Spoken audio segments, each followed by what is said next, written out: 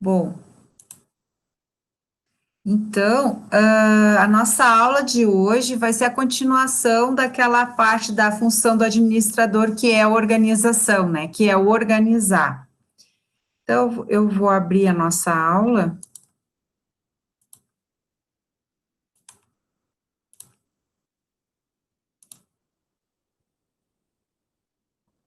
Estão vendo? Alguém tem que me dizer ok.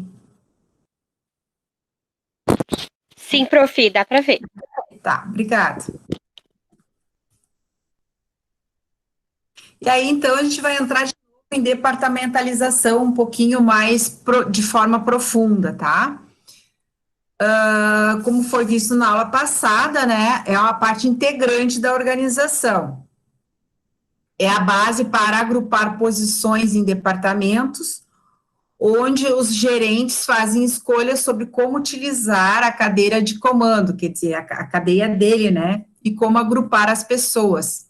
Então, existem 5 abordagens para a gente falar em departamentalização, né? 3 são mais tradicionais, que é a funcional, divisional, matricial, e 2 que são mais contemporâneas, que são a equipe e redes. Na semana passada, a gente viu mais, foi a funcional, né? O que é a funcional?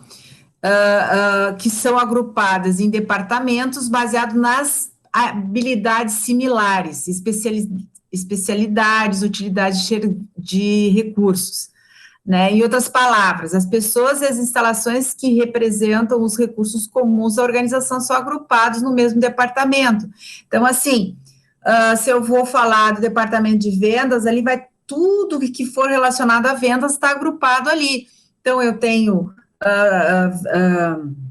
vamos supor, setor de vendas, os vendedores, secretária, posso estar ligado à área de desenvolvimento de produto, tudo, e aí, e as pessoas são especialistas naquilo ali, né? Então, quais são as vantagens? Então, assim, da mesma maneira, o produção, da mesma maneira, suprimentos, RH e tal. Tu pega e tu é o RH de toda a organização, né? Então, ali está concentrado tudo. Ah, mas isso é uma coisa óbvia, professora. Para a abordagem funcional para outras abordagens nem tanto.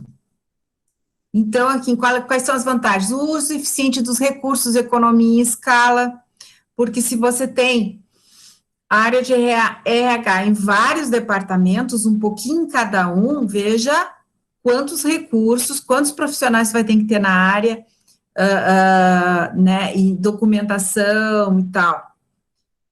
Especialização em desenvolvimentos mais profundos, claro, quando você tem uma área se concentra um setor se concentra numa área, ela começa a ser realmente, se aprofundar e ser especialista ali. Progressos na carreira dentro do departamento, quer dizer, tu começa como auxiliar e vai subindo. Controle e direção da alta direção, quer dizer, a alta direção, ela consegue, é mais fácil de visualizar aquele departamento, né? Excelente coordenação dentro das funções e alta qualidade técnica na solução de problemas, porque tu tá ali com especialistas, né? Mas qual é a desvantagem? Comunicação precária entre os departamentos funcionais. O que é comunicação precária entre os departamentos? Como eu sempre falei, assim, são os feudos que se criam, né? Você se fecha naquele departamento e parece que a organização depende do teu departamento, né? E às vezes criam rivalidades e com isso cria um problema de comunicação. Resposta lenta para mudanças externas, a inovação é lenta. Às vezes, porque tu tá com uma estrutura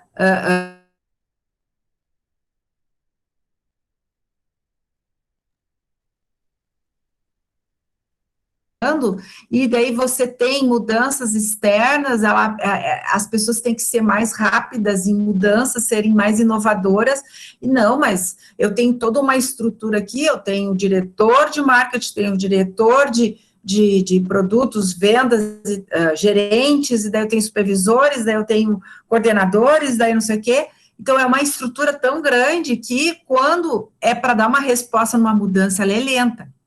Decisões concentradas no topo da hierarquia, provocando demora também, mas isso está também muito ligado com o estilo de liderança, se é descentralizado ou centralizado. Né? É difícil localizar com precisão a responsabilidade por problemas. Os empregados têm visão limitada nas metas da organização, não metas. E os empregados têm treinamento limitado em administração geral. Por quê? Porque se eles são especialistas, você se preocupa em dar treinamentos bem específicos, e eles não conseguem ter uma noção da administração geral.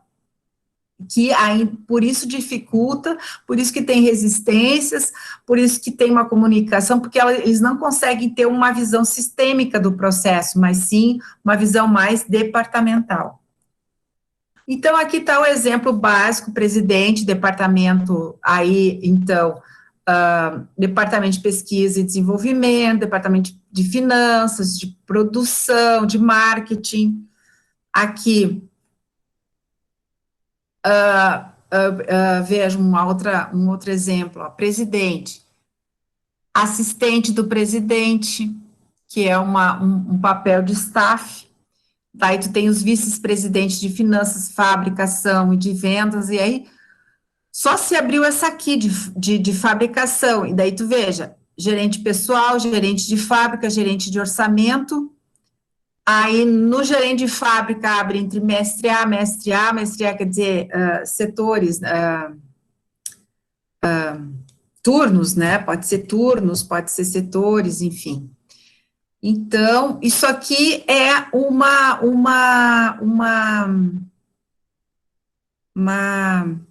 estrutura funcional, por função, né?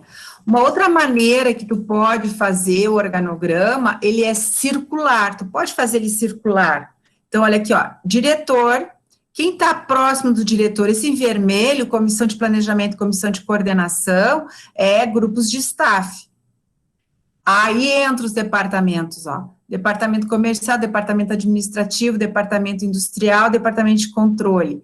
Dentro do departamento administrativo, tu divide em divisão de administração de pessoal, de administração de material e administração financeira. No departamento industrial, divisão de manutenção, almoxerifado e controle de qualidade e divisão de produção. Departamento de controle, divisão de documentos, estatística, contábil.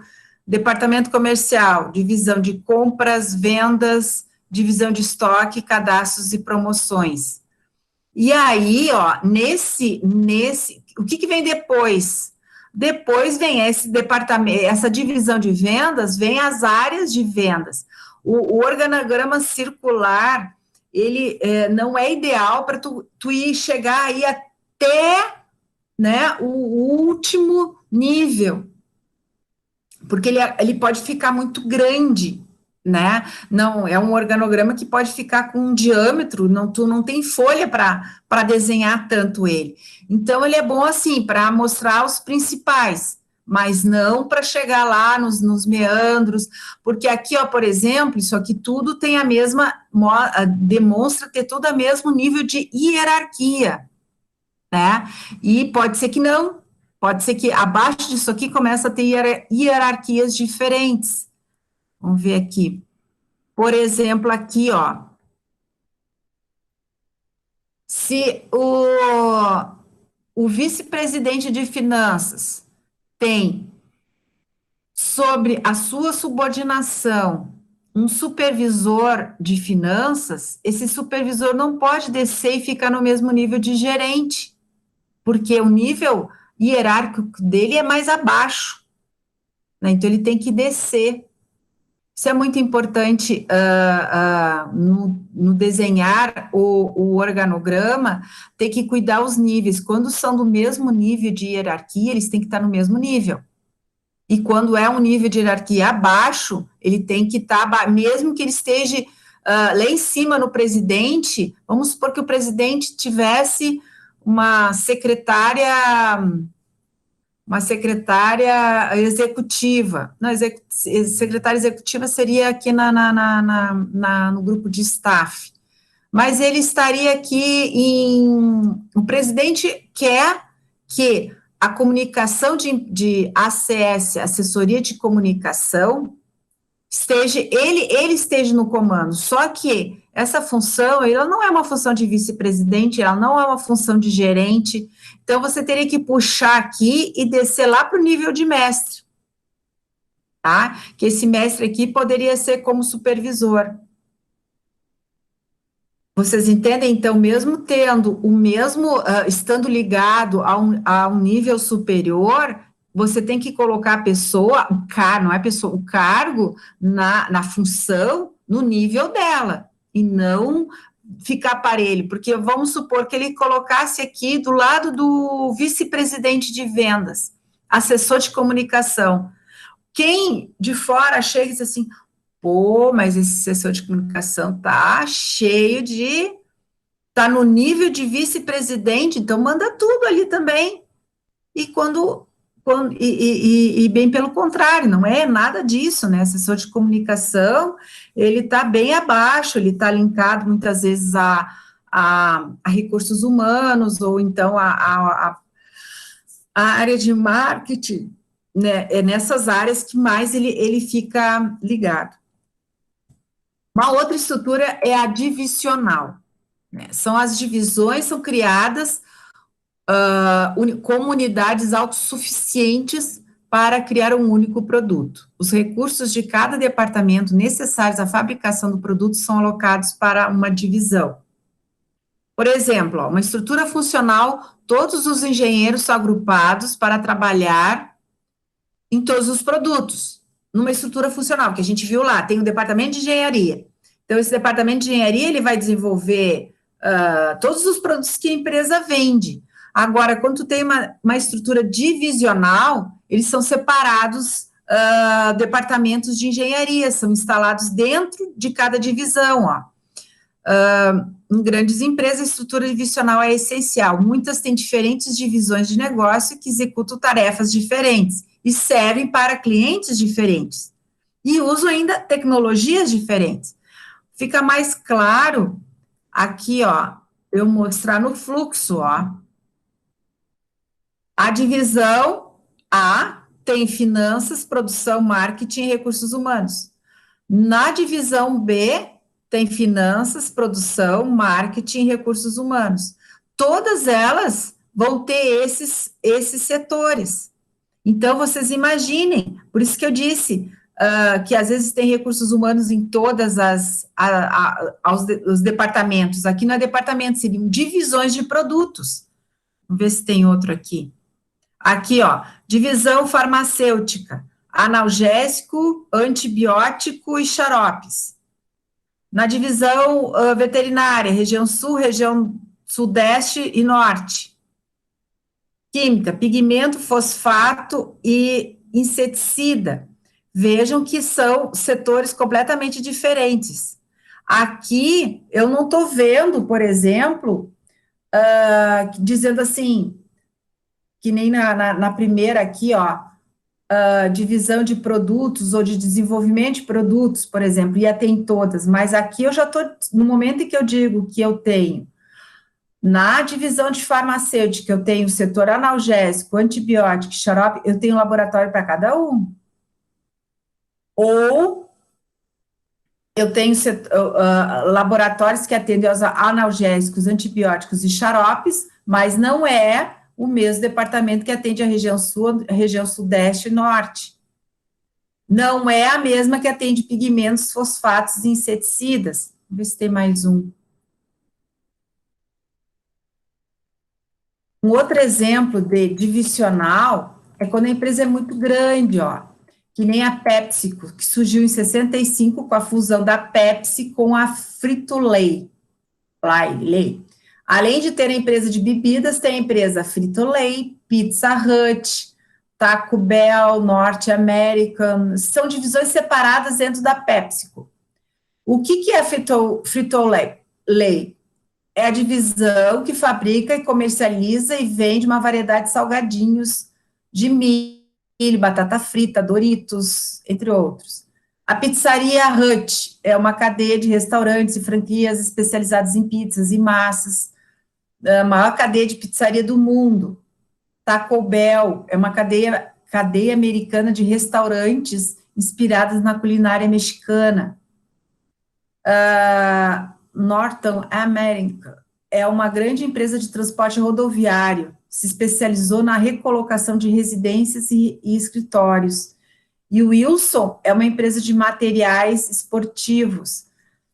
Vejam que pertencem todas a uma grande empresa, mas tem departamento, são divididas, né, em áreas, porque não tem como misturar, não tem como você fazer um laboratório de desenvolvimento que desenvolva os salgadinhos, que desenvolva os refrigerantes, que desenvolva pizzas, né?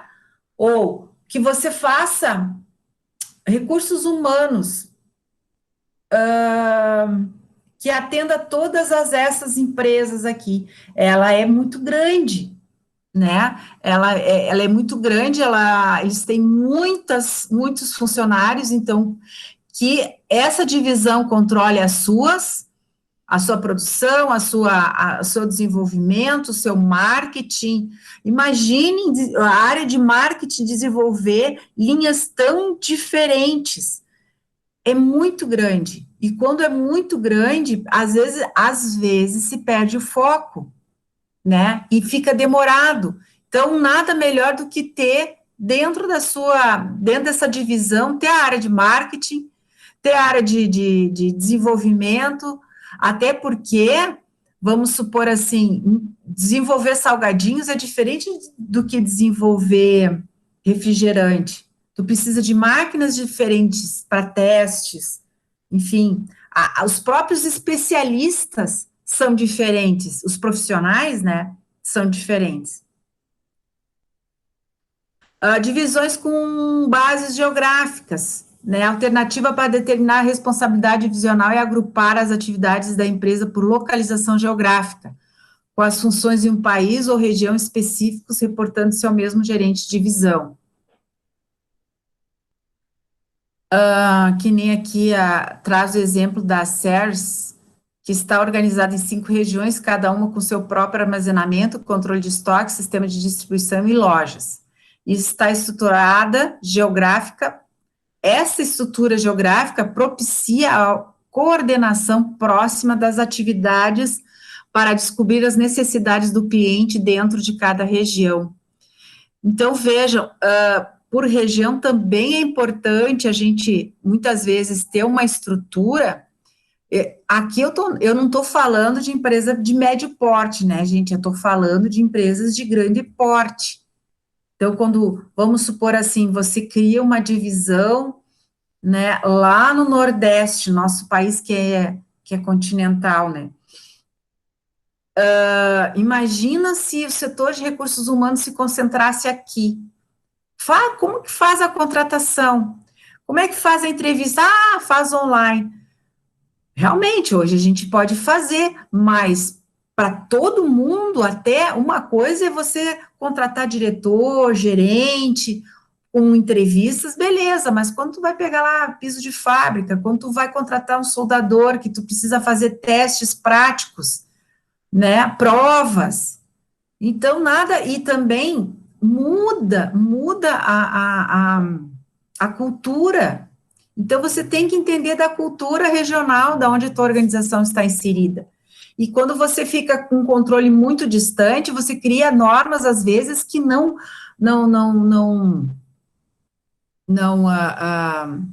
ficam bem adaptáveis lá naquele outro local, né?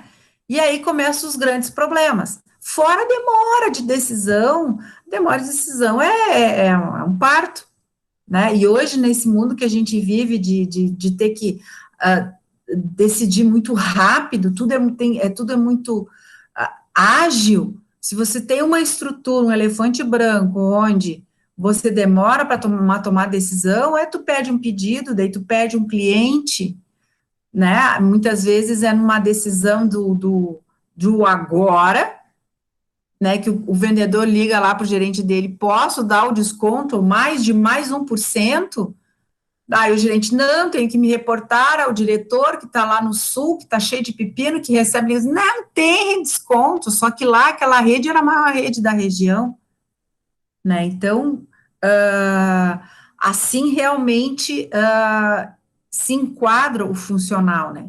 Então, aqui tá, ó, as vantagens: respostas rápidas, flexibilidade em um ambiente estável, estimula a preocupação com as necessidades dos clientes. Claro, você está ali, né? E você está com a tomada de decisão ali na tua parte regional. Excelente coordenação entre os departamentos funcionais, é fácil localizar quem é responsável por problemas com o produto, ênfase no produto e as metas da divisão como um todo, desenvolvimento de habilidades gerais gerenciais, né? Então, daí, veja que muda um pouquinho.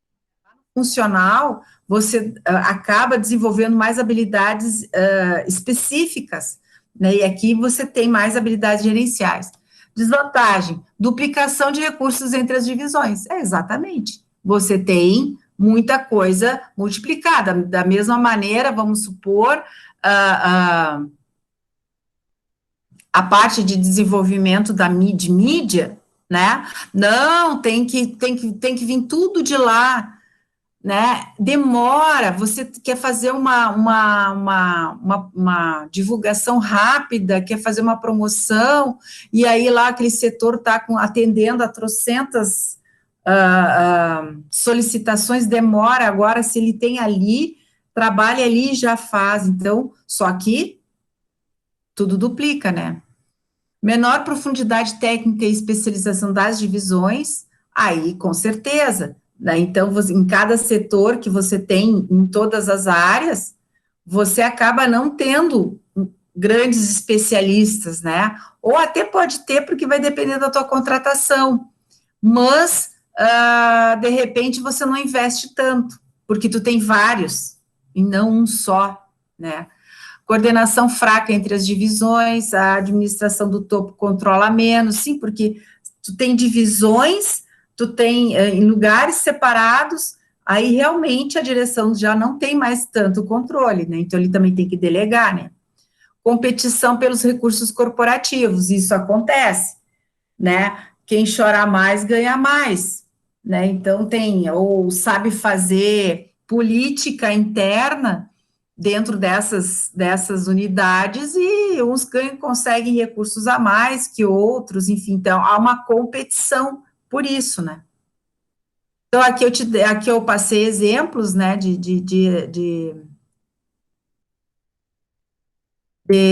estrutura divisional. A terceira, que são três as mais tradicionais, é a matricial, né? A matricial utiliza simultaneamente a cadeia de comando funcional e a divisional na mesma parte da organização.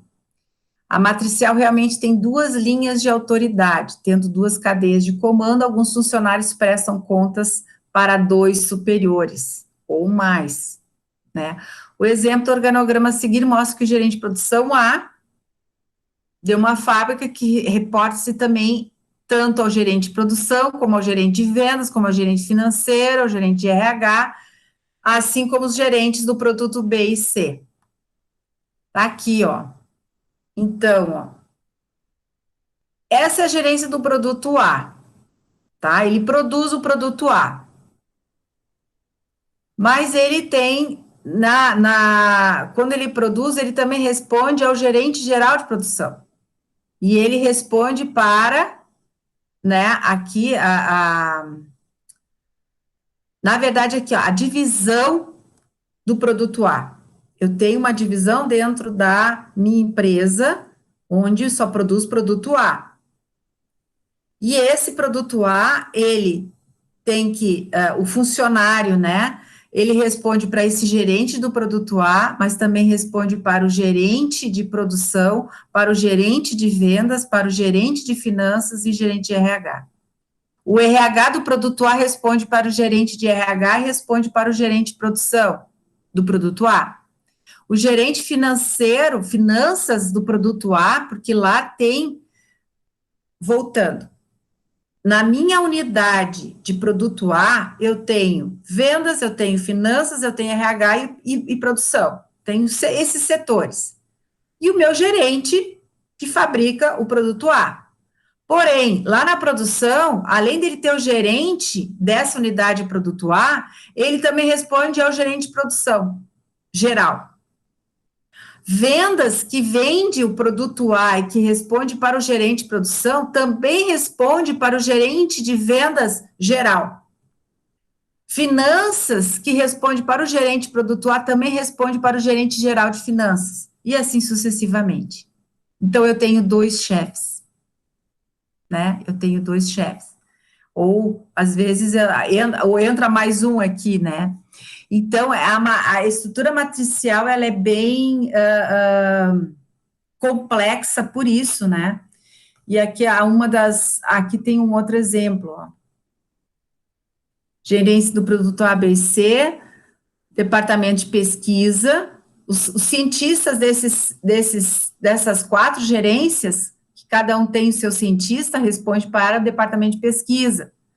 Representante de vendas de cada uma desses produtos aqui também responde para o departamento de vendas, e assim sucessivamente.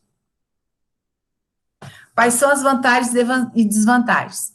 Maior eficiência no uso de recursos do que numa hierarquia única, flexibilidade e adaptabilidade a um ambiente em mudanças, desenvolvimento administrativo, tanto por habilidades gerais como especializados, cooperação interdisciplinar, né? Isso sim, isso é muito, se enxerga bastante, essa cooperação interdisciplinar, quer dizer, você vai trocando tanto, vejam aqui, né? Esse cientista acaba trocando experiência com esse departamento e trocando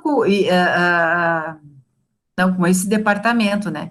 Então, esse departamento, na verdade, ele faz uma troca de experiências com esse produto A, com esse produto B, com esse produto C e D. Da mesma maneira, vendas, né? O departamento de vendas aqui, ele troca uma experiência com vendas do produto A, com vendas do produto B e assim sucessivamente. Uma das vantagens é ampliar as tarefas para os empregados. E as desvantagens? Frustração e confusão de 2 cadeias de comando. Quem é que manda mais? E um diz que é uma coisa e o outro diz que tem que fazer diferente. Conflito elevado entre 2 lados da matriz.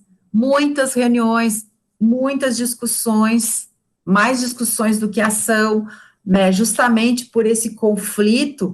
Imaginem aqui, ó, se tu pega aqui o departamento de pesquisa, que entende que a pesquisa desse projeto A tem problemas e questionam, eles entram em conflito, né? E aí tranca tudo. Muitas reuniões, necessidade de treinamento em relações humanas, óbvio, tudo ali é muita relação, muito negociação, né? Só que o processo tem que andar, e aí não pode ser na base da politicagem, né? Tem que ser uma coisa que flua, mas a gente está falando de pessoas, nós estamos falando de pessoas, e as pessoas são assim, nem sempre estão no bom humor, nem sempre estão entendendo, e aí começam os conflitos. Controle do poder por um dos lados da matriz. Bom, aí agora a gente vem mais nas outras 2 abordagens, né, mais contemporâneas. É uma tendência à implantação de equipes ou grupos. A cadeia vertical de comando é um poderoso instrumento de controle, mas para passar todas as decisões para cima, na hierarquia ocupa muito tempo e mantém responsabilidade sempre no topo.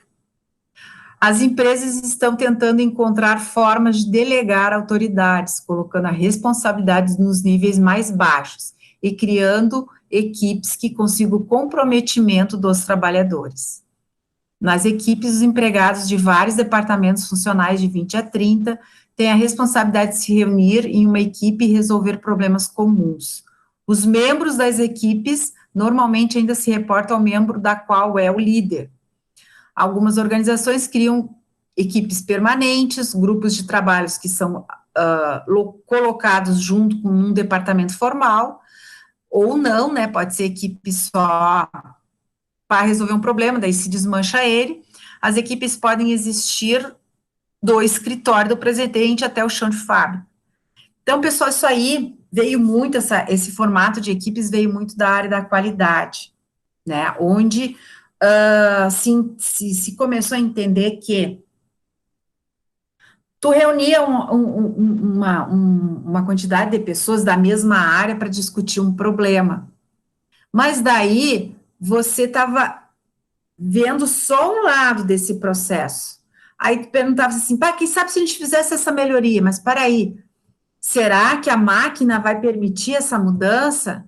Vamos chamar um engenheiro mecânico que entende de máquinas. Vamos supor assim, funcionários de uma linha de produção discutindo sobre um problema, sobre a geração de um refúgio de uma parte da máquina. O que nós vamos poder fazer? Quem sabe vamos fazer isso? Quem sabe? Daí, como eu disse, vamos mudar a máquina aqui. Vamos lá, vamos ver o engenheiro se ele diz que pode. Tá, mas e daí se a gente mudasse o produto só nessa curvinha aqui, já não dava mais tanto refúgio, não sei o quê. Tá, mas e essa curvinha não vai afetar o produto? Será que lá no usuário não vai afetar essa curvinha? Chama alguém da engenharia de desenvolvimento de produto. Então, o que se começou a enxergar? De que o melhor é ter um grupo onde você consiga ter todas as partes interessadas, né? Então, tu tem ali um representante, tu tem da fábrica ou da área que vai ter o problema, mas você também tem aquelas pessoas que são fundamentais para ajudar não, isso não dá, isso pode, isso não pode. Aí, a área de engenharia, o cara fala numa curvinha, não, uma curva não, mas a gente pode fazer assim, assim, assim, quer dizer, porque ele tem a expertise disso, ele pode não ter tido a ideia, né, mas depois que a ideia surgiu no centro, ele tem a expertise de fazer com que aquilo realmente possa ser realizado, né, então, para isso que existem essas equipes, por isso que diz aqui, as equipes podem existir do escritório do presidente ao chão de fábrica, pode ser em qualquer área, né? Então, essas equipes, ela não tem um organograma, não tem assim, o que acontece, e que sempre tem que ter, alguém tem que ser o porta-voz daquela equipe, que é o líder, né? Vocês na sala de aula, quando a gente diz, se reúne em grupo, escolha um líder, nada mais é uma equipe de trabalho, mas alguém tem que ser o porta-voz, porque senão, vamos falar lá com o diretor, quem fala? Quem? Bom, não, eu sou bom nisso, mas eu não quero e tal. Não, eu quero. Mas eu também quero. Então, vamos nós três, né? Então, não, tem que ter um que representa a equipe, mas que também saiba transmitir o que se deve ser transmitido, né? E também tem a responsabilidade de organizar reuniões, organizar protótipos, organizar um monte de coisa, ou delegar, né? Delegar as coisas. Vantagens.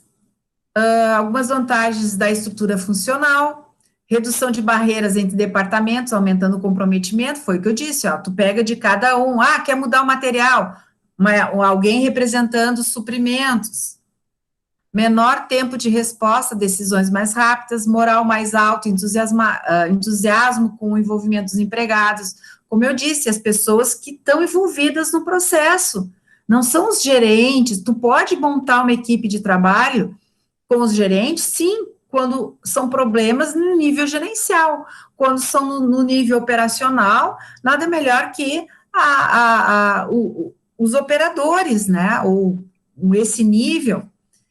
Redução de despesas administrativas indiretas. Desvantagem, dupla lealdade e conflito. Pode acontecer, né, de que essa equipe acaba querendo competir com alguma gerência, se a gente está falando que nós temos uma estrutura funcional, né, que tem todos os níveis, Então, isso aí pode acontecer, então, isso tem que ter muito cuidado. Tempo e recursos gastos em reunião. Tempo, aqui é tempo. Ó, pessoal, depois eu vou baixar, vou pegar e vou corrigir essas palavras que eu engoli, essas letras que eu engoli. Tempo e recursos gastos em reuniões. Sim. Por quê? Porque esses funcionários precisam se reunir, né? E lá no passado, tinha uma época que dava para dizer assim, ó, essa reunião é fora do horário de trabalho. Mas, gente, fora do horário de trabalho, tu não vai pagar hora extra para esse funcionário? Tem que pagar, é a lei, é a lei. E essa pessoa está se dedicando um tempo para a organização. Por que que a organização não pode pagar ela? É o tempo dela, ela custa também, né? Para ela. Ela podia estar em casa. Hoje já as organizações já começaram a entender que eles têm que fazer no horário de trabalho, né? Isso. Só que daí, se você afasta um funcionário da área de trabalho para as reuniões, ali tem que ter alguém para produzir, né? Descentralização não planejada. E isso é uma maneira de descentralizar, sim. Sim, porque, vamos supor, tu tem lá um supervisor coordenando uma equipe, né? Então, ele tem uma tomada de decisão e é ele que decide, né, e tal, mas no momento em que você tem uma equipe estudando essa área, e essa equipe começa a mostrar outras alternativas, né, e essas alternativas estão sendo aceitas, há uma descentralização, né, não planejada, né, mas na verdade há uma interação, né, porque se tu pegar uma pessoa resistente, primeiro, trabalhar em equipe não funciona em empresa extremamente autocrática, porque você tem que deixar as pessoas pensarem, a testarem, a desperdiçarem esse tempo. Criação não é assim, ó, cria em 10 minutos e acabou, não existe, né? Então, se é uma doutrina, se é um regime autoritário, essa estrutura de equipes não vai funcionar. E temos a abordagem de rede, que é a mais nova abordagem, departamentalização, chamada de organização em rede dinâmica, né? Na estrutura em rede, a organização desagrega as funções principais em empresas separadas. Em vez de produção, engenharia, eventos, contabilidade serem fornecida pela mesma empresa, estes serviços são produzidos por organizações separadas que trabalham sob contrato e está conectada eletronicamente com o escritório central. Então, resumindo, né, a organização torna-se um pequeno intermediário central, conectado eletronicamente com outras organizações, né? Os departamentos são independentes e contratam serviços de um intermediário por um lucro. Então, os departamentos podem ser alocados em qualquer ponto do mundo. Vamos ver aqui, ó. Por exemplo, eu tenho uma empresa, a empresa principal, e o que que ela faz? Através de contrato, ela contrata uma empresa de contas a receber nos Estados Unidos, uma empresa que faz os projetos do meu produto no Canadá, uma empresa de transporte na Coreia, uma de fabricação na Ásia, vai fabricar o meu produto na Ásia, e uma empresa de distribuição, não fiz distribuição, na Europa. Então, eles trabalham para mim, eu tenho a ideia, eu tenho o produto. A Nike é uma delas. Opa.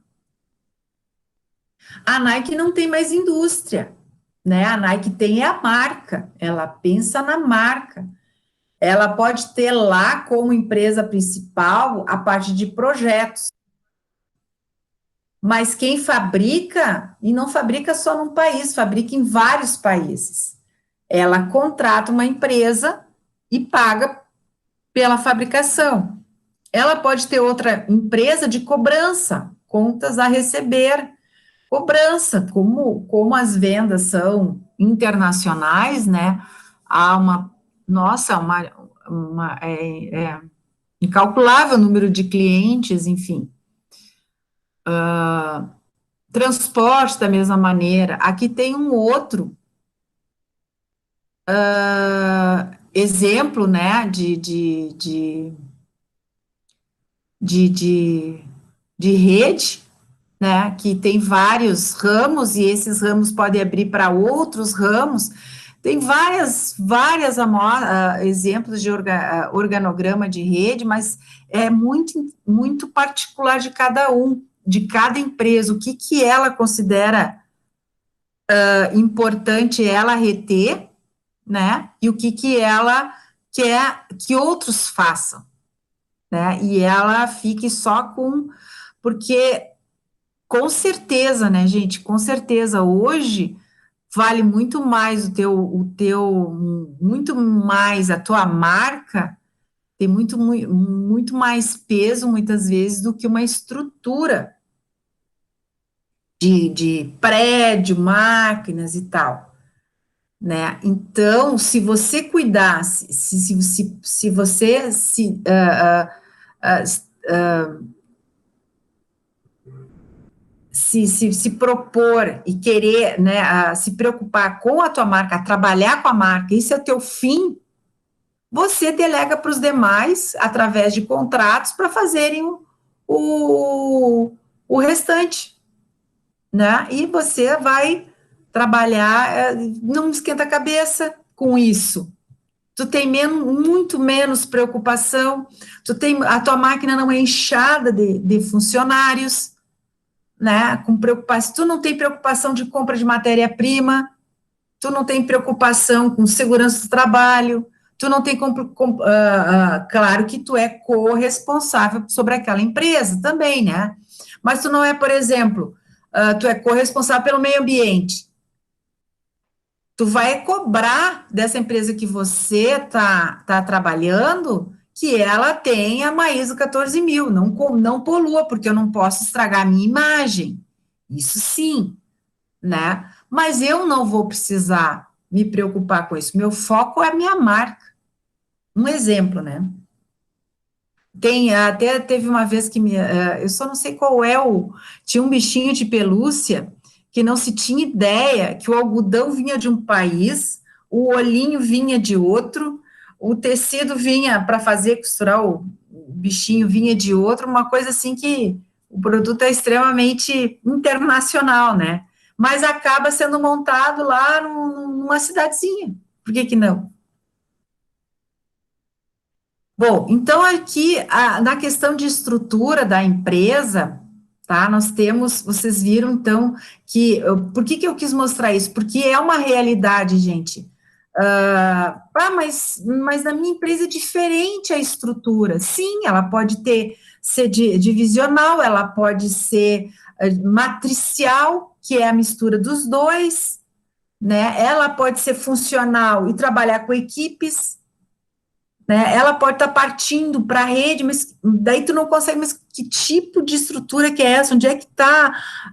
Porque a gente acaba sempre se remetendo ao funcional, que é o mais simples, que a gente sugere que quando uma organização está nova, né, pequena, ela comece se estruturando assim, para ela criar uma ordem. Isso é só para criar uma ordem, para criar um controle, né? Mas depois ela pode mudar.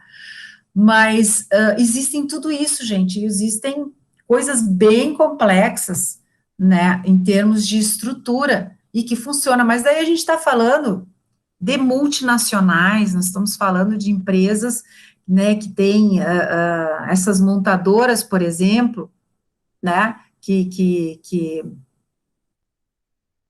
tem as unidades em vários países, mas que no país de origem é onde está a central, é ela que dá as regras para tudo, né? E é montadora. Aí essa montadora desenvolve os seus fornecedores.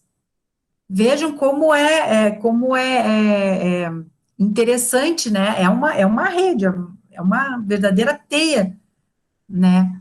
De aranha, assim, pode se criar, né? Bom, aí a gente entra. Opa, estou voltando. Em outra parte da organização, que é a tomada de decisão, né, faz parte do organizacional, né, do lidar com as coisas, a tomada de decisão. E aí, como é que é essa tomada de decisão, né? Tomada de decisão, frequentemente são considerados, né, os administradores frequentemente são considerados tomadores de decisão. As tomadas de decisão podem ser nos aspectos estratégicos, estrutural, controle de sistemas, respostas para o meio ambiente, recursos humanos, entre outros, né? Os administradores observam os problemas, tomam decisões para resolvê-los e monitoram as consequências para ver se são necessárias decisões adicionais. As decisões determinam como a organização resolve seus problemas, né, e aloca os seus recursos para atingir as metas. Normalmente existem decisões que podem, tem duas categorias, né, as programadas e as não programadas. O que são as programadas? É aquelas situações que ocorrem com frequência, né, permitindo quase que uma regra na decisão, quando ela se apresenta. Por exemplo, a decisão de fazer um novo pedido de papel e outros suprimentos de escritório, quando os estoques caem a certo nível, é uma decisão programada. Você já tem lá, você já se organiza para ter o estoque mínimo, quando dá bate o estoque mínimo, tomada de decisão, se gera um novo pedido. Ela é programada, né? Outras decisões programadas revelam o tipo de habilidades necessárias para preencher certos cargos, estabelecer a hora de efetuar um novo pedido de estoque, relatórios alertando sobre despesas de 10% ou mais acima do orçamento, seleção de rotas de frete. Quer dizer, são tudo, assim, problemas. Quando chegou... relatórios que alertam sobre as despesas de 10% ou mais acima do orçamento. O que tu vai fazer? Que decisão? Não, primeiro nós vamos fazer isso, isso, isso. Sempre que acontece uma coisa dessas, vamos buscar onde é que está. Então, ela é mais que ela se torna um pouco que uma rotina, né? Uma vez que os administradores tenham formulado as regras de decisão, os subordinados e outros podem tomar a decisão, liberando os administradores para outras tarefas. Né? Então, isso, quando você cria regras, daí você diz assim, faça assim, assim, assim. Agora, se tiver problema, aí tu me chama, né? Então, o administrador vai para um nível superior de decisões. E as não programadas? Né? São feitas em resposta a situações que são únicas, precariamente definidas e largamente desestruturadas, e têm consequências importantes para a organização. São aquelas que o administrador tem que tomar, mas ele não esperava, né? Mas acontece, né? Muitas decisões não programadas envolvem o planejamento estratégico, porque a incerteza é grande e as decisões são complexas. As decisões para construir uma nova fábrica, desenvolver um novo produto ou serviço, entrar num novo mercado geográfico, ou realocar escritórios centrais para outras cidades. Então, isso não são tomadas de decisões que você toma todo mês, né?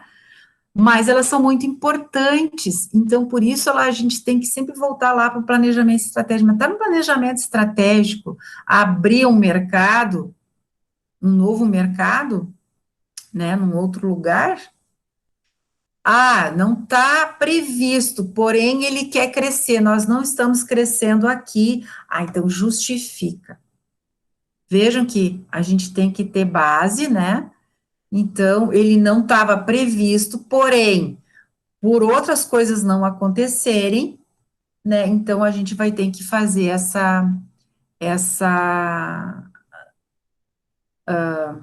abrir esse novo mercado, né. Quando o principal executivo da Goodyear decidiu lançar 4 novos pneus de uma só vez e vendê-los através de novos canais de distribuição, que é Walmart, esses são supermercados, né, porque antes os pneus só se vendiam em revendas ou de veículos ou em casas especializadas em pneus. E aí, o que esse executivo fez? Tomou a decisão de lançar 4 produtos novos e vender nos supermercados.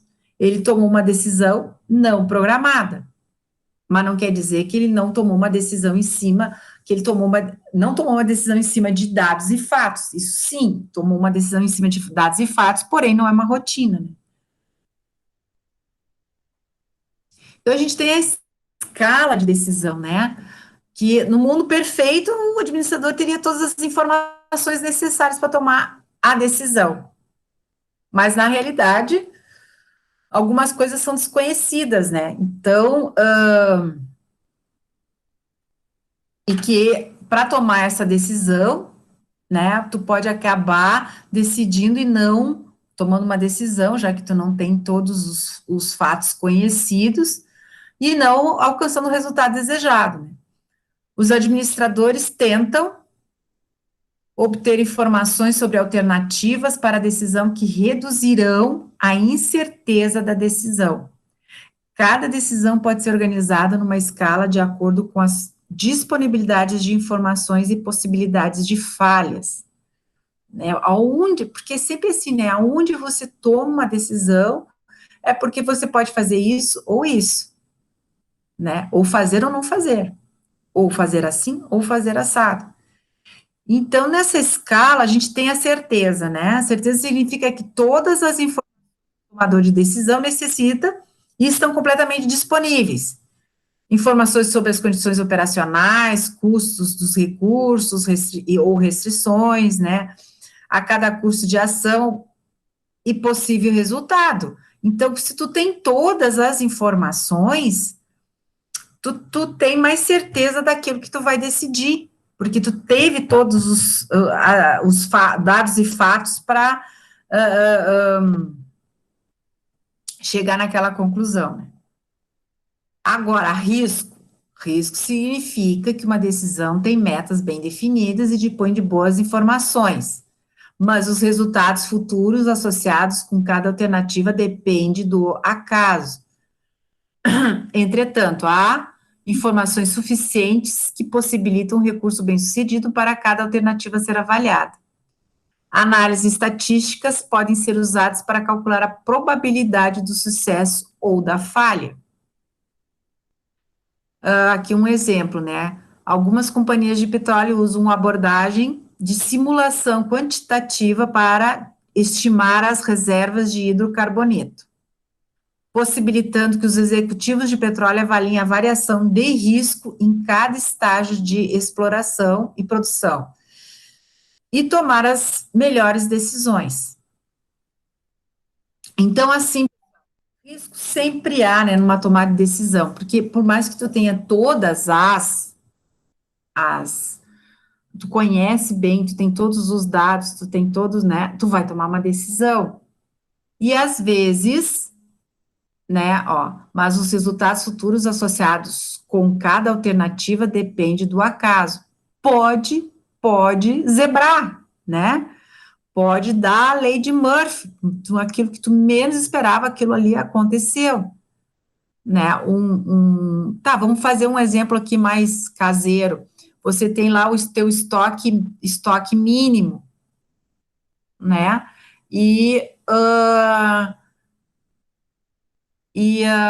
Você toma uma decisão já, é uma decisão programada, porque você sempre sabe que, sim, e no momento em que a empresa começa a produzir mais e consumir mais matéria-prima, né, e aí, quanto a mais ela vai produzir? Não, estima-se que com essa máquina a gente pode produzir 40% a mais, mas também tem que ver se a gente consegue vender 40 a mais. Mas vocês têm que ter produto, porque se eu vender 40 a mais e não ter produto, uma matéria-prima, a máquina vai parar, eu não vou entregar o pedido, não sei o quê. Tá, mas qual é a estimativa de você vender? É grande, mas depende das parcerias e não sei o quê. E aí o comprador lá, o gerente de suprimentos, às vezes tem que arriscar. Então, ele tem todas as informações, mas tem um risco. E aí eu não estou falando de Ruela, eu estou falando lá dos três, da curva ABC, onde o teu produto A né, que é o mais importante, é o mais caro também. E daí, se eu faço um estoque e vendas não vender, esse produto fica estocado, ele vai dar um rebu, porque eu imobilizei, né, recursos, dinheiro, porque o produto vai ficar ali estocado e vai, de repente, faltar dinheiro no caixa, para fazer giro de caixa. Então, são decisões que têm que ser tomadas. Parece ser simples, né, mas em todos os níveis tem a sua gravidade, né? Então, o risco sempre se corre. Incertezas. Ocorre quando o administrador sabe sua meta, mas as informações sobre as alternativas e os eventos futuros são incompletos, né? Então, nesse caso, o administrador não tem informações suficientes para conhecer bem as alternativas ou estimar os seus riscos, né? Os fatores podem afetar uma decisão, como o preço, custo de produção, volume ou taxa de juros, né? São difíceis de se analisar e prever, né? Quando não se tem todos os dados, ou o mercado não está divulgando todas as informações, e você tem que tomar uma decisão, né? Então, ó, muitas decisões tomadas sob incertezas não produzem os resultados desejados, mas os administradores enfrentam incertezas diariamente. Eles devem encontrar meios criativos de enfrentá-los de forma a tomar decisões eficazes. E é isso que acontece, né? Nem sempre é tudo um mar de rosas, né? É um risco por isso que a gente pensa assim, eu quero ser gerente, eu quero ter um cargo importante, ou eu quero ser um proprietário. Ótimo, ótimo, eu acho que tem que buscar sempre, mas todo o poder também vem com uma responsabilidade, e a tomada de decisão é uma delas, né?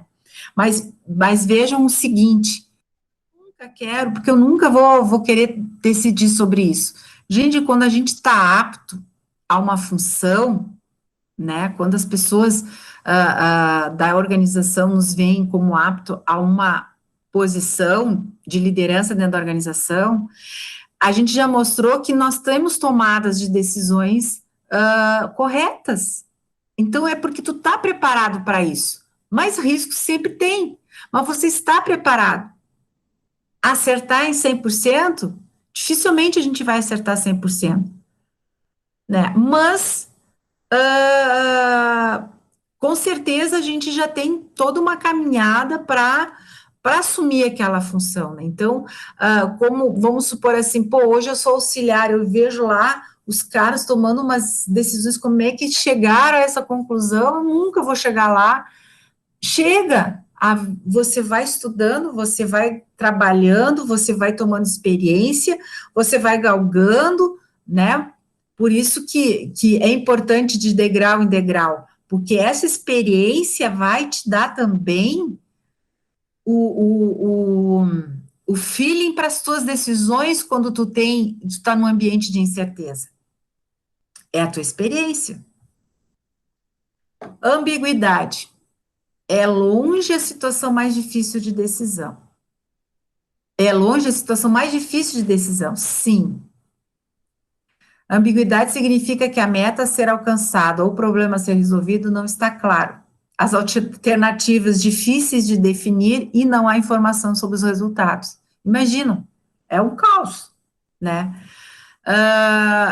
Um exemplo aqui, ó, ambiguidade é o que os alunos sentiriam se o professor criasse grupos de alunos e dissesse a cada grupo para escrever um trabalho, mas não desse ao grupo um tópico, nem orientação ou diretrizes, enfim, nada.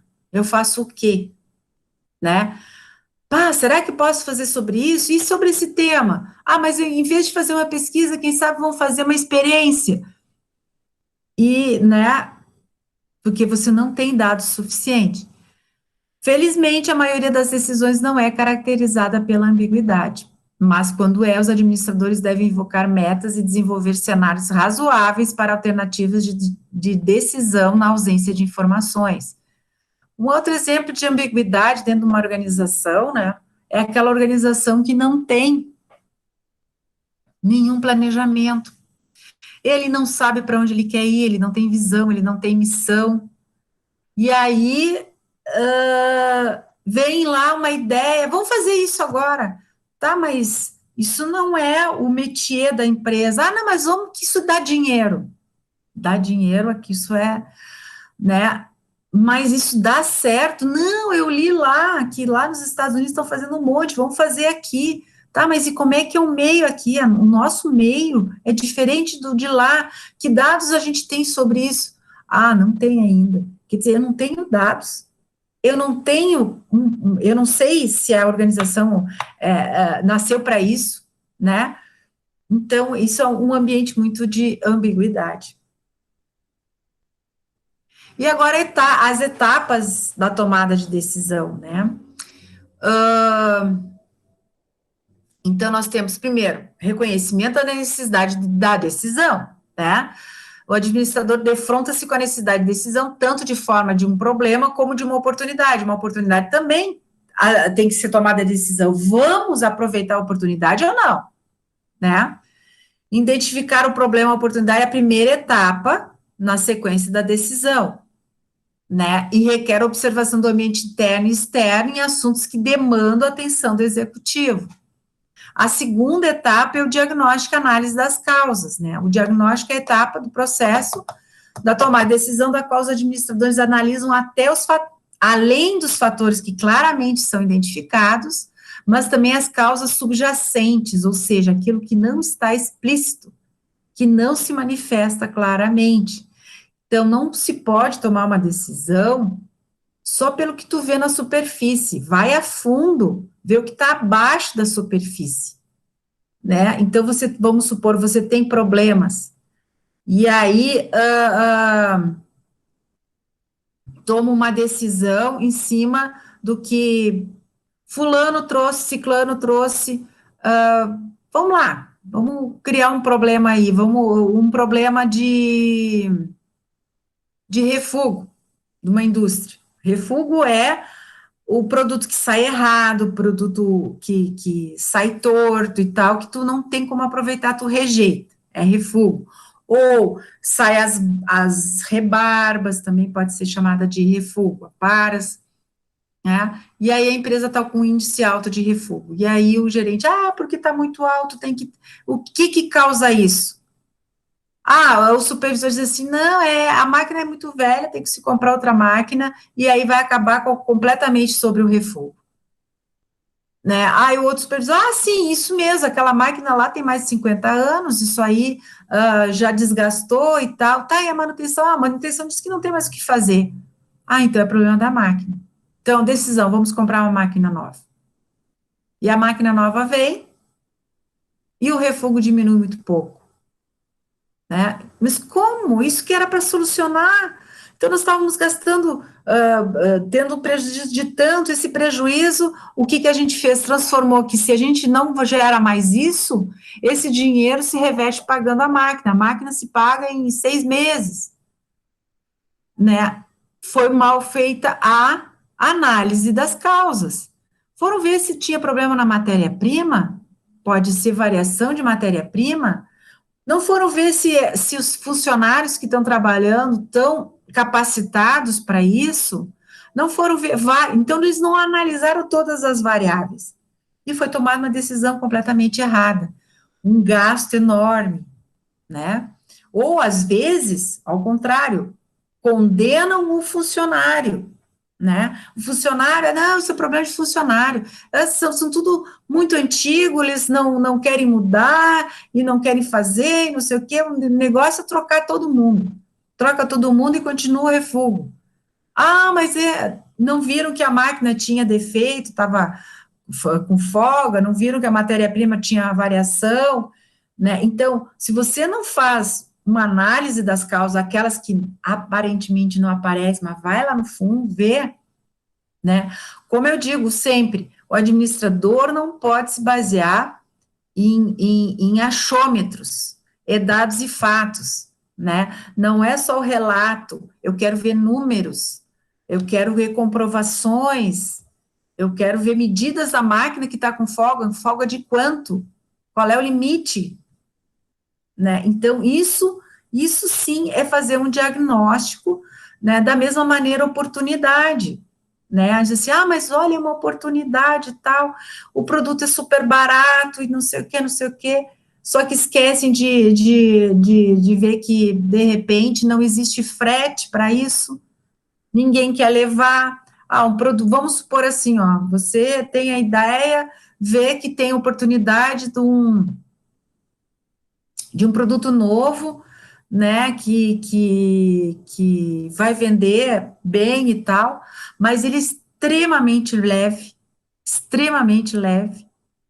né, e quando você vai para a área de transporte, vocês sabem que é por peso, mas só que se o produto é muito leve, não é só por peso, é por volume, né, e o frete fica extremamente caro, a planilha de custos vai para o ralo no sentido assim, o produto que poderia sair R$ 5 vai ter que sair 20 por causa do frete. Mas eles pegaram os dados lá bem, de forma muito incipiente, né? E aí por R$ 20 ninguém vende. Isso é o custo. Aí o lojista ainda vai botar o percentual sobre do lucro dele, a margem dele, né? E vai para R$ 30, R$ 40. Um produto que, para a empresa, ela vendendo a R$ 5, para o lojista já estava tirando já estava tendo retorno, e para o cliente chegar a 40, porque no final, claro, porque o lojista também põe bastante, mas em função de que ele vai vender 1, 2, 3 unidades, né, a indústria vai vender milhares, é uma diferença. E aí, porque não calculou direito o frete? Vocês estão entendendo? Então, a oportunidade, quando se aproveita, deve-se aproveitar a oportunidade quando ela surge, mas ela tem que ser muito bem analisada, para tomar a decisão o mais assertiva possível. Recomenda-se que se elabore uma série de questões para especificar as causas subjacentes, né, que é aquelas causas que não aparecem, incluindo as seguintes: que estado de equilíbrio nos afetou? Desequilíbrio nos afetou. Quando ocorreu esse problema? Onde ocorreu? Como ocorreu? Para quem ocorreu? Qual a prioridade do problema? Qual a interligação dos eventos? Que resultado vem de qual atividade? Né? Então, claro que dependendo do problema, não são todas essas questões, mas isso só para demonstrar para vocês que a gente tem que criar, às vezes, até um mecanismo, né, de investigação para daí tomar uma decisão. Volto a dizer, não é aquela decisão, gente, que está lá programada, está sempre programada, é aquela não programada, aquela e também, né, quando nós falamos de administradores, nós estamos falando de líderes que estão com uma posição dentro da organização. Quanto maior a posição, mais cara é a tua decisão, porque ela vai influenciar de uma maneira muito, em termos de valores ou em termos de imagem, né, porque pode ser a imagem da organização. Ou um exemplo também, uma vez a Coca-Cola mudou o sabor dela, botou coque, mudou o sabor dela. Não era Coca-Cola, mas ela mudou a composição dela. Gente, reclamaram tanto, tanto, tanto. Isso não é da época de vocês. E foi por um curto período. Foi um curto período. E o que foi isso? Foi feito, era uma oportunidade ou era um problema da concorrência que eles queriam mudar para dar, porque o grande concorrente da Coca-Cola é a Pepsi-Cola, né? Eu sei que a Pepsi-Cola tinha feito uma coisa que tinha dado um boom, e a Coca queria, né, inovar para dar e deu com os burros na água, teve de voltar. Imagina a imagem da Coca-Cola, como foi afetada, né, por uma decisão mal tomada, provavelmente por uma falta de diagnóstico incompleto. Vamos lá, desenvolver alternativas. Quando o problema ou a oportunidade são reconhecidos e analisados, o tomador de decisões começa a pensar e agir. O próximo estágio é gerar soluções alternativas possíveis, que irão responder às necessidades da situação e corrigir as causas subjacentes, né? Então, assim, quando o problema é reconhecido, analisado, tu toma uma decisão, começa a pensar, né, em agir, né, para gerar essas soluções alternativas possíveis, né, e elas vão desencadear outras situações, porque é o efeito dominó, né, tu mexeu aqui, daí que vai afetar isso, que vai afetar isso, que vai afetar aquilo. Seleção da alternativa desejada. Escolher a decisão é selecionar a alternativa mais próxima entre os cursos alternativos da ação. Melhor alternativa é aquela na qual a melhor solução encaixa-se totalmente nas metas e valores da organização e atinge os resultados desejados, usando o mínimo de recursos. Veja, não tem a empresa, né, ela sempre tem que enxergar tudo, né? Às vezes as pessoas falam assim, mas tem que investir quanto? O que custa isso? Como que eu recupero todo esse investimento, né? Efetuar escolha depende de fatores de personalidade da disposição do administrador em aceitar o risco ou a incerteza. Por exemplo, a propensão de risco é a disposição de assumir riscos com possibilidade de ganhar um retorno maior. O nível de risco que um administrador está disposto a aceitar influenciará na análise de custos e benefícios que deriva de cada decisão, né? Então, uma pessoa com baixa propensão ao risco tenderá a aceitar uma solução que traga retorno seguro e moderado, amarrando-se a um resultado moderado, né? Então, também vai depender da personalidade de cada um, né? Tem pessoas que têm um senso, tem uma personalidade que gosta de se arriscar, né? Mais, e outros menos, né? Então, ela vai analisar e vai procurar. Se é uma pessoa que não gosta de arriscar tanto, ela vai tentar achar alternativa onde o risco é menor possível. Aqui tem um exemplo, ó. Uma estudante do último ano de segundo grau com um considerável talento para representar, né, deve escolher uma carreira. Ela tem a oportunidade de ir para uma escola de medicina e tornar-se médica, carreira na qual tem 80% de ser bem-sucedida. Ela também pode ser atriz, mas descobre que a oportunidade de sucesso é de somente 20%. Isso é um caso, o presidente de uma empresa canadense deve decidir onde construir uma nova fábrica dentro do Canadá, com 90% de chances de produzir um retorno modesto sobre o investimento, ou construí-la num país estrangeiro com uma história política de instabilidade. A última alternativa tem 40% de chance de fracasso, mas o retorno será enorme se ela for bem sucedida. Pessoas com baixa propensão de risco tenderá a aceitar uma solução que traga retorno seguro e moderado, amarrando-se em um resultado moderado, como construir uma fábrica modesta ou seguir uma carreira de médico. Pessoas que assumem risco buscará o sucesso e construirá uma fábrica no exterior ou abraçará a carreira de ator, né? Então, vai depender de cada um também.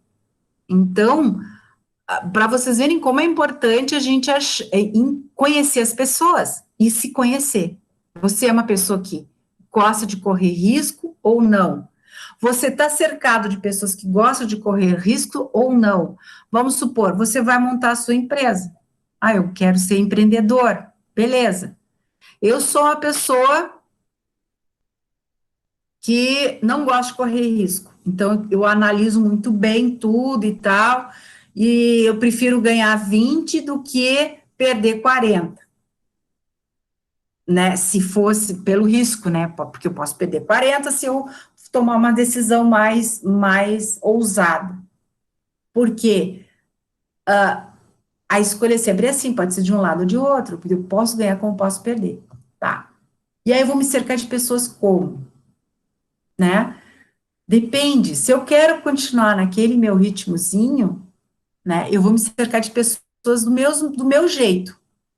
Mas se eu quero temperar a minha organização, eu tenho que mesclar. Eu também tenho que ter pessoas mais audazes, porque ela vai me dar um pique que eu, por natureza, não tenho. Eu posso andar, ter conflitos? Posso, mas são conflitos sadios para a organização, né? Porque se todo mundo for da retranca, a empresa vai na retranca o tempo todo. Como também, se eu sou muito audaz e pego só gente muito audaciosa, o risco da minha empresa está sempre assim, em corda bamba. Ela vai crescer e pode crescer, e daí daqui a pouco pode cair porque tomaram uma decisão audaciosa e que não deu certo, né? Então não tinha ninguém disse assim, ó, para, aqui não, aqui vamos pensar melhor, né? Veja que olha daí, então a organização, o ideal dela não é se formar de todos os iguais. As diferenças são importantes para serem oxigenadas, para criar esse conflito sadio, né? Antes da tomada de decisão. Implementação da alternativa escolhida. O estágio de implementação, né, da alternativa escolhida envolve o uso de habilidades gerenciais, administrativa, persuasão para assegurar que a alternativa escolhida seja implementada, né? Ela pode exigir uma discussão com as pessoas afetadas pela decisão, a comunicação, a motivação, as habilidades de liderança devem ser usadas para verificar se a decisão foi implantada. Quer dizer, se é um problema, né, que vai mexer com uma mudança na organização, tu tem que ter essa habilidade de convencer as pessoas, de mostrar o outro lado, por que a organização está indo, tomando essa decisão, né, porque senão ela não vai ser implantada. O problema vai continuar, né. Avaliação e feedback. No estágio de avaliação do processo decisório, os tomadores de decisão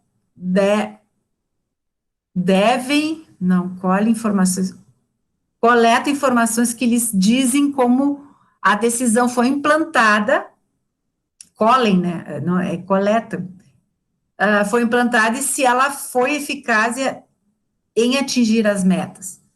Né? O feedback é importante porque o processo de tomar decisão é contínuo, é um processo que nunca acaba. O feedback fornece a quem toma decisão informações que podem precipitar um novo ciclo de decisão. A decisão pode ser errada, gerando, portanto, uma nova análise do problema e avaliação de alternativas, ou uma nova alternativa. Isso quer dizer o seguinte, pessoal, lembra quando eu disse que quando a gente vai galgando funções e acha que não tem condições, né? Mas eu disse assim, mas a gente tem a experiência da onde a gente já atuou, né? Então, o feedback ele é muito importante para isso, para ter as experiências. Deu certo ou não deu certo? Bom, então, naquele cenário, naquela condição, aquela minha tomada de decisão deu certo. Se vier uma parecida, eu já sei mais ou menos se dá para tomar essa decisão ou não. Mas se o cenário for diferente, olha, não foi nesse cenário que eu tomei essa decisão. Então, o feedback ele é muito importante. Pô, o que eu tomei decisão realmente foi efetivo? Resolveu? Foi a melhor alternativa? Né? Essa avaliação ela é importante sempre ser feita. Então, aqui está o fluxo, né, da tomada de decisão, que é reconhecer a necessidade, fazer o diagnóstico, desenvolver as alternativas, né, e analisar elas, selecionar as alternativas, implantar elas e fazer avaliação e feedback. Certo? Então, a aula de hoje é isso. Ficamos por aqui. Vocês têm agora 8h27, vocês têm agora uma atividade que é uma tomada de decisão, né, de um caso bem... Fala. É sobre esse aí que eu queria falar contigo. Pode acabar de falar, depois eu quero tirar uma dúvida, tá? Sobre esse trabalho? Isso. Tá. Não, que é a descrição de uma empresa que tomou uma decisão, né? E aí é para vocês identificar dentro desse processo, né, de tomada de decisão, essas etapas aonde que houve a falha. Qual é a tua dúvida, Amanda? Prof, é que assim, na verdade, eu ia te pedir se tinha mais que uma, mas agora tu já deixou bem claro que é só um, tipo, em qual momento eles falharam, entende? Só que, tipo, eu já dei uma lida e daqui a pouco fica difícil tu entender, prof, porque tu não sabe qual que é o problema, porque parece que todos, tipo, todos se encaixam, mas é que, na verdade, um vem acarretando o outro, entende? Tipo, que não foi feito bem de uma vez, vem acarretando os demais, entende? Exatamente, daí vai dando a sequência do erro. Isso Né? aí. Mas qual foi a etapa que partiu o erro? Teve uma etapa que eles erraram, e dali só foi errando. Sim, só foi errando, isso aí, prof. Isso aí. Mais alguma dúvida, pessoal? Perguntas?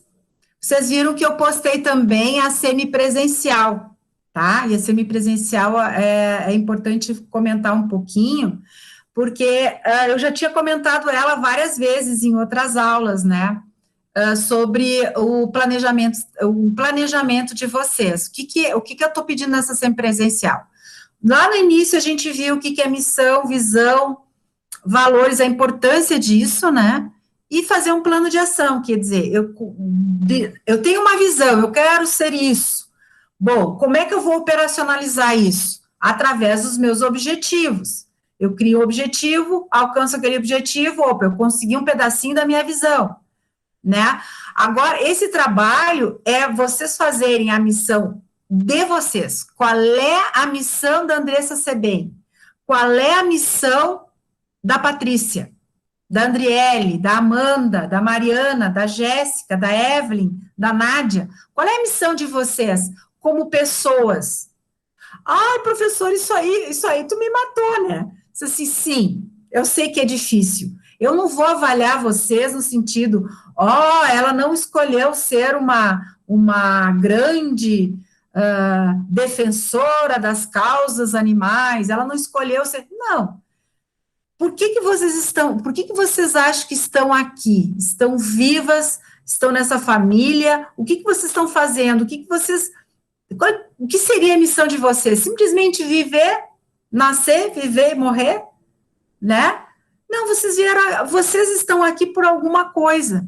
E tento colocar no papel de uma maneira muito simples, tá? A missão de vocês aqui, né, ter uma família, a tua missão é ser uma pessoa que vai unir a família, que vai ser uma boa mãe, sei lá, pensem.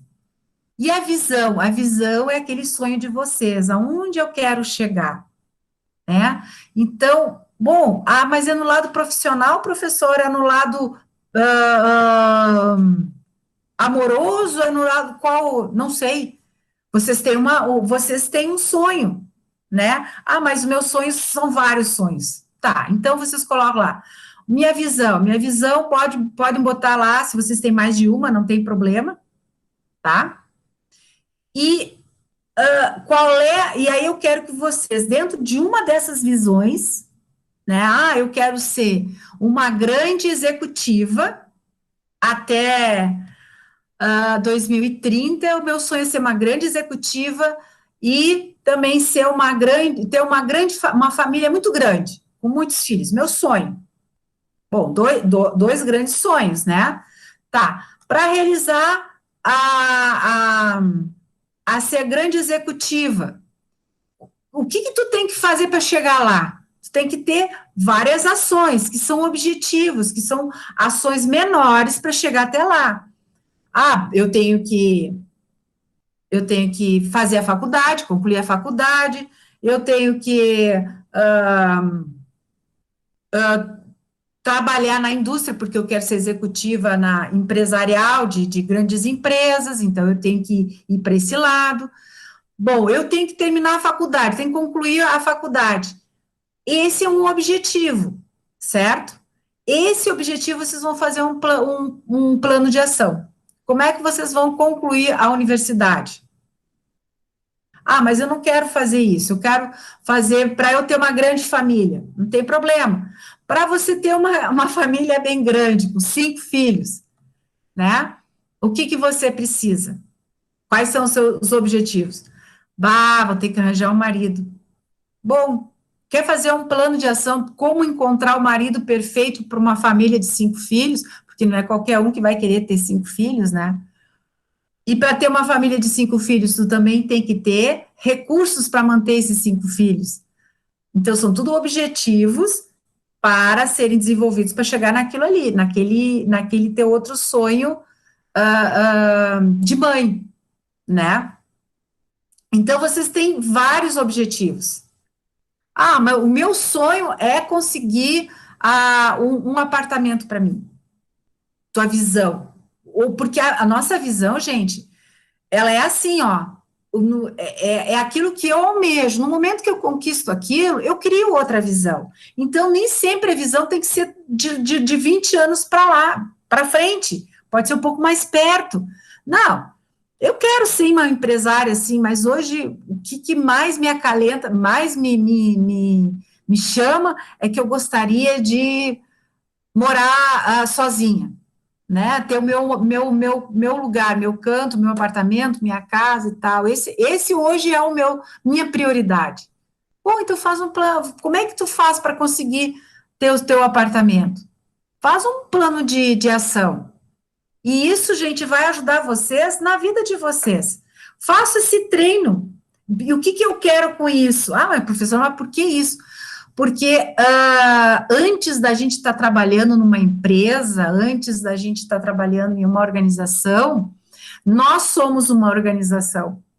E como é que tu cuida da tua organização? Né? Então, tudo que é dentro é fora. Se eu sou desorganizada, como é que eu vou trabalhar lá fora? Desorganizado. Se eu não penso em mim, como é que eu vou pensar na organização? Vocês estão me entendendo?